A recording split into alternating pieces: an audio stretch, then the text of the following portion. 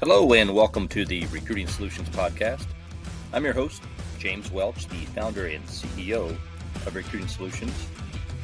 Now, as the school year winds down, this is the perfect time for military recruiters to set the stage for not only a successful summer, but really set the stage for recruiting during the next school year. So in today's episode, we're going to talk about some practical ways you can build momentum now and position yourself for long-term success. So let's dive in. Okay, so if you've been in military recruiting for even a day, you already know your success starts in the high schools. Consistent and effective high school prospecting not only helps you enlist high school seniors, it plants the seeds for future enlistments as well. Now, some of those students who aren't yet ready to join, they're going to come back in a year or two with a diploma in hand, and they're going to be ready to serve on a military thanks to those conversations they had with you when they were in high school. But here's the thing. You can't just walk into a high school and start recruiting operations. We all know that space belongs to educators, and it belongs to school administrators. You are there simply as a guest. So if you want access when the school year begins, really you've got to start building the relationships now.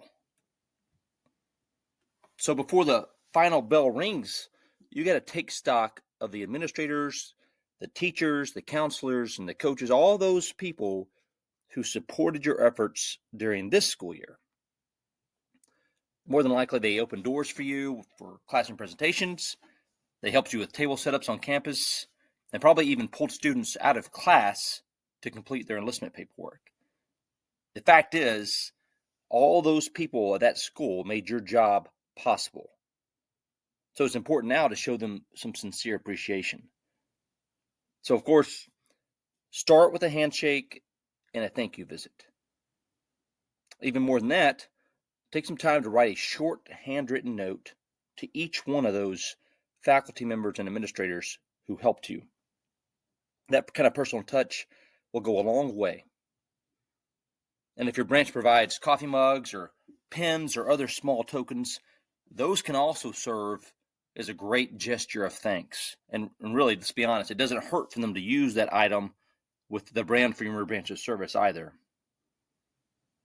So for those educators who truly went above and beyond, why not request a framed certificate of appreciation from your chain of command?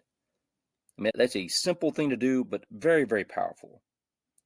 And then on top of that, there are organizations out there like Our Community Salutes who honor educators that support military recruitment. Now, there's usually a nomination process, so I encourage you to look into those type of opportunities as well and see if you can nominate one of your unsung heroes in your school. But the point is, you got to take those opportunities to recognize all those individuals who championed your recruiting efforts during this school year. Next, right now, you probably have graduation coming up immediately on the horizon. So ask if you can help with graduation events. There's probably no doubt that staff are overwhelmed this time of year, and just by offering to help with something simple like handing out programs or setting up chairs, that shows them that you genuinely care. And if they don't need your help, show up to graduation anyway. Wear your dress uniform, stand tall, and be visible. I mean, it's not only about visibility. You need to be there to support all of your enlistees who are going to go off to basic training soon. Next, it's important to reach out to coaches as well, and do that before the school year ends. And we're talking about those who are running workouts for football and other sports over the summer.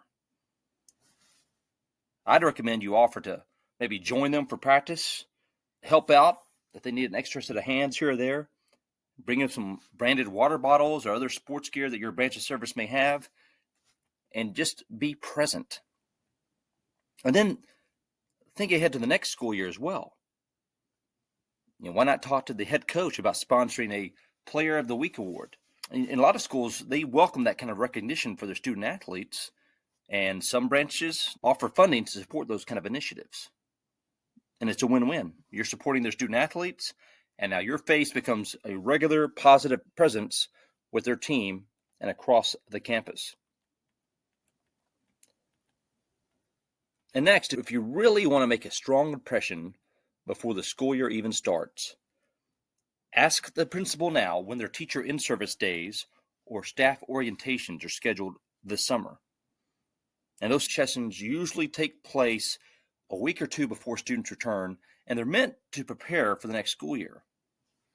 You can offer to bring donuts or snacks or Chick-fil-A if your branch provides funding for that sort of thing, and if your command allows it. And maybe you'll be invited to speak. And if you do, keep it short and meaningful. I recommend you skip any long briefings to teachers. And here's why. Those teachers are being forced to sit through all sorts of briefings during that in-service training. You don't need to add yet another long briefing or presentation to that list. And I'd recommend you just keep it brief. Say something like this. Good morning, everyone. I'm Staff Sergeant Smith, and I'll be your Army recruiter this year. I just want to say thank you for all you do for our students and our community.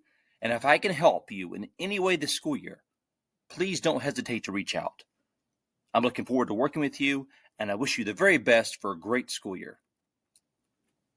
And you see, that's it. There was no hard sell. I was just showing some genuine appreciation and some professionalism. And if you get the opportunity, hey, pass out some business cards if it's appropriate. But this is the follow-up.